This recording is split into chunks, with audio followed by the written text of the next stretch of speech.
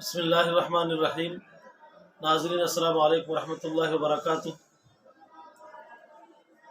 اللہ تبارک و تعالیٰ نے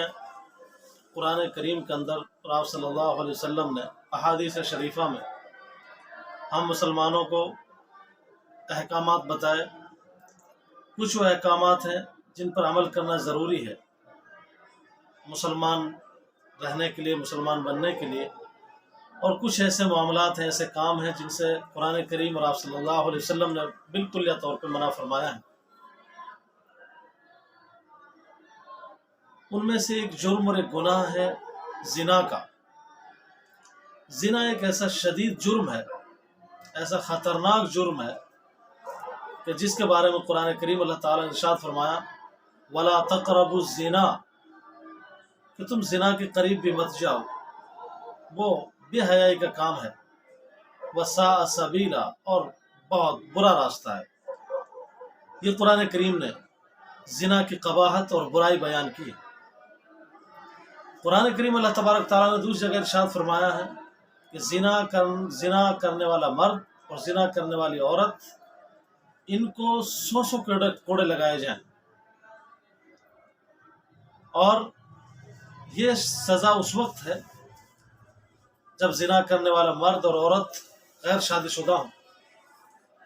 یہ سزا اس طریقے سے دی جائے گی کہ اگر غیر شادی شدہ مرد اور عورت اگر زنا کے مرتکب ہوتے ہیں، ان کو مجمع عام میں لایا جائے گا، برسر عام لا کے چوراہے پہ لا کے 100 کوڑے انہیں لگائے جائیں گے۔ یہ سزا ہے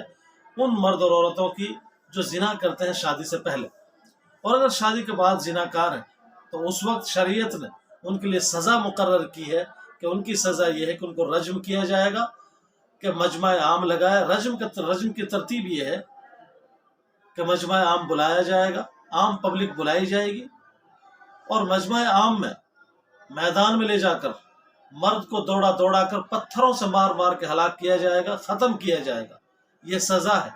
عورت ہے، اس کو گڑھا گود کر دابا جائے گا، اور پھر پتھر مار مار کے اسے ہلاک کیا جائے گا، ختم کیا جائے گا۔ یہ سزا ہے ان عورتوں کی، ان مردوں کی جو شادی کے بعد زنا کرتے ہیں۔ اتنا بھیانک اور اتنا گمبھیر جرم ہے، یہ اتنا خطرناک جرم ہے اللہ کی نظروں میں، اللہ تبارک تعالیٰ کی نظروں میں۔ اور بھی بہت سارے گناہ کبیرہ بڑے خطرناک ہے، لیکن زنا اپنے آپ میں اللہ تعالیٰ کی نظروں میں بے انتہا خطرناک جرم ہے۔ آپ صلی اللہ علیہ وسلم نے احادیث شریفہ میں، بہت ساری احادیث شریفہ میں اس گناہ کبیرہ کی، اس جرم عظیم کی بے انتہا سزائیں ذکر فرمائی ہیں۔ میں مختصر ذکر کروں کہ آپ صلی اللہ علیہ وسلم کا واقعہ معراج، سفر معراج، جس میں آپ صلی اللہ علیہ وسلم کو آخرت کے اندر جو عذاب ہیں، مختلف لوگوں کے مختلف عذاب وہ دکھائے گئے، تو جب حضرت جبرائیل علیہ السلام کی معیت میں، حضرت جبرائیل علیہ السلام کے ساتھ آپ صلی اللہ علیہ وسلم کا سفر معراج جاری ہے، تو اس وقت آپ صلی اللہ علیہ وسلم نے ایک مقام پر دیکھا کہ ایک تنور ہے، ایک تندور بنا ہوا ہے، اور اس تندور کے اندر کچھ ننگے مرد اور عورتیں پڑے ہیں کہ جب آگ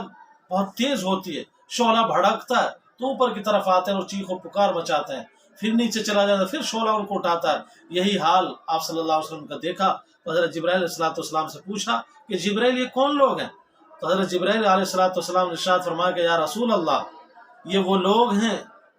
لوگ ہیں جو زنا کار ہیں، وہ مرد اور عورت ہیں جو زنا کرتے تھے، وہ ایک ساتھ ننگے کر کے آگ کے حوالے کیے گئے ہیں۔ آپ صلی اللہ علیہ وسلم نے ایک حدیث میں ارشاد فرمایا کہ جب کسی قوم کے اندر زنا عام ہو جاتا ہے، زنا کاریاں بڑھ جاتی ہیں، کھلم کھلا جس قوم کے اندر زنا عام ہونے لگ جاتا ہے، اس قوم کے اندر جوان امواتیں ہونی شروع ہو جاتی ہیں، جوان لوگوں کی موتیں شروع ہو جاتی ہیں۔ اور آج کل ہم معاشرے میں دیکھ رہے ہیں، اللہ حفاظت فرمائے، کہ کتنی آئے دن خبریں، 4 جوان مر گئے، 5 جوان مر گئے، ایکسیڈنٹ سے مر گئے۔ یعنی جوان کی موتیں جو ہے، لوگ اب جو ہے بوڑھے بہت کم دکھائی دیتے ہیں، بزرگ بہت کم دکھائی دے رہے ہیں، جوان موتوں کا ایک عام سا ماحول بن چکا ہے۔ اللہ حفاظت فرمائے۔ یہ میں ذکر کر رہا ہوں ان باتوں کو کہ جو زنا کے جو عذاب ہیں دنیاوی اعتبار سے اور اخروی اعتبار سے۔ یہاں میں ایک چیز ذکر کروں کہ امام شافعی رحمۃ اللہ علیہ نے ایک بات کہی ہے کہ زنا ایک قرض ہے، اور قرض اسے کہا جاتا ہے جب کسی سے لیا جاتا ہے تو وہ دیا بھی جاتا ہے، لیا جائے گا تو دینا ضروری ہے۔ امام شافعی رحمۃ اللہ نے فرمایا کہ زنا ایسا قرض ہے کہ اگر آپ نے زنا کسی کے ساتھ کیا ہے تو وہ قرض آپ کو ادا کرنا پڑے گا، یا تو آپ کی بیوی کے ساتھ، آپ کی بیٹی کے ساتھ، آپ کی بہن کے ساتھ، کہیں نہ کہیں سے آپ کو یہ قرض جو زنا کا آپ نے لیا ہے یہ آپ کو چکانا پڑے گا۔ بڑا بھیانک معاملہ ہے، کوئی تصور کر کے دیکھے، کلپنا کر کے دیکھے، خیالات کی دنیا میں جا کے دیکھے کہ ماحول اگر ایسا ہو کہ اگر ایک زناکار یہ سوچ لے کہ میں اگر کسی کی بیوی یا بیٹی کے ساتھ زنا کر رہا ہوں، کل کو میری بیٹی یا بیوی سے یا میری بہن سے یہ قرض اتارا جائے گا، لیا جائے گا، میں سمجھتا ہوں اس سنگین جرم کی طرف وہ کبھی اقدام کر نہیں سکتا۔ بہرحال یہ جرم، یہ سزائیں ہیں، یہ بھیانک خطرناک اس جرم کی اللہ حفاظت فرمائے۔ ہمارے معاشرے کے اندر، سماج کے اندر یہ وبا عام سی ہوتی جا رہی ہے۔ بہرحال یہ جو میں نے اس جرم کی جو سزائیں ذکر کی، میں آج اپنی اس ویڈیو میں آپ کو ایک مسئلہ ذکر کرنا چاہ رہا تھا، اور اس مسئلے کے لیے میں نے تمہید باندھی۔ مسئلہ یہ ہے کہ جرم تو اپنی جگہ ہے، جرم کی قباحت اپنی جگہ ہے، جرم کبیر ہے، گناہ کبیرہ ہے، لیکن مسئلہ یہ ہے کہ اگر کوئی آدمی اپنی سالی سے، یعنی اپنی بیوی کی بہن سے اگر کوئی زنا کا مرتکب ہوتا ہے، کوئی شخص اپنی بیوی کی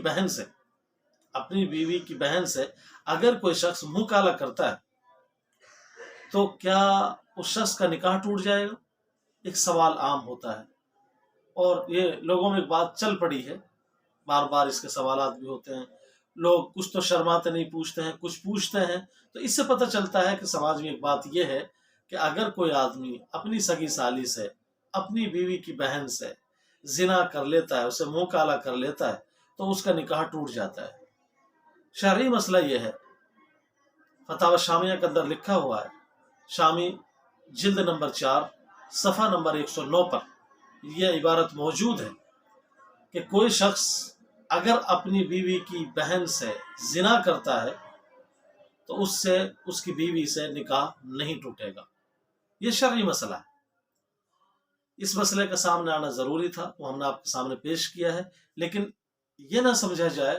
کہ ہم نے اس مسئلے کا ذکر کیا ہے تو زنا کا جو جرم ہے، زنا کی جو سزا ہے وہ کم ہو جائے گی، نہیں، وہ تو اپنی جگہ برقرار ہے ہی، لیکن مسئلے کی جو حقیقت ہے، مسئلے کی جو اصلیت ہے، مسئلے کی جو اصلی نوعیت ہے، وہ آپ کے سامنے ہم نے ذکر کی ہے کہ سالی کے ساتھ زنا کرنے سے نکاح نہیں ٹوٹتا ہے۔ اور عبارت لکھی ہوئی ہے، وہ اس میں لکھا ہے عبارت میں وَوَجْهُهُ، اور اس کی وجہ یہ ہے کہ لا اعتبار لماء الزانی، زانی کے پانی کا کوئی اعتبار نہیں ہے، اس لیے سالی سے منہ کالا کرنے کے بعد اپنی جو بیوی ہے، اپنے جو منکوحہ ہے، اس سے نکاح نہیں ٹوٹے گا۔ باقی میں اتنا کہوں گا کہ سماج میں یہ وبا عام سی ہوتی جا رہی ہے، اللہ کی ناراضگی، زنا بزرگوں سے سنا ہے، میواتی زبان میں کہاوت ہے، زنا اور فنا، یہ بالکل صحیح ہے۔ اللہ تبارک تعالیٰ کو جتنا غصہ، اللہ تعالیٰ کو جتنا غضب، اللہ تعالیٰ کا غضب جتنا جوش میں زنا کے گناہ کی وجہ سے آتا ہے، کسی اور جرم پر اللہ تبارک تعالیٰ کو اتنا غیظ اور غضب نہیں آتا۔ اللہ کے غضب سے بچنے کی کوشش کریں، اللہ سے معافی مانگیں، اللہ سے توبائیں کریں، اور اس گناہ عظیم سے اپنے آپ کو بچانے کی، اپنی نسلوں کو بچانے کی مکمل کوشش کریں۔